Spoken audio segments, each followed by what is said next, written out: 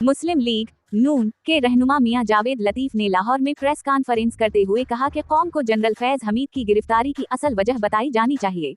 इन्होंने कहा कि ये गिरफ्तारी महज हाउसिंग सोसाइटी के मामलात की बुनियाद पर नहीं की गई बल्कि इसके पीछे कुछ और हकायक हैं। इन्होंने कहा कि मौजूदा हालात में हकायक को मुकम्मल तौर पर सामने नहीं लाया जा रहा और दावा किया कि अमरीकी सदर उस शख्स के मशकूर हैं जिसने उनके लिए कश्मीर का मसला खत्म करने में किरदार अदा किया।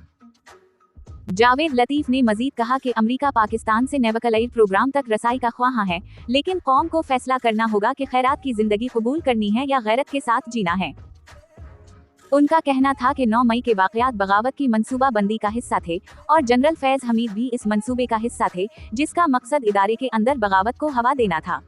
इन्होंने कहा कि अगर ये मंसूबा किसी दूसरे मुल्क में होता तो बागियों के खिलाफ सख्त कार्रवाई की जाती। जावेद लतीफ ने इल्जाम लगाया कि मुज़ाकरात के पर्दे में पाकिस्तान पर दबाव डाला जा रहा है।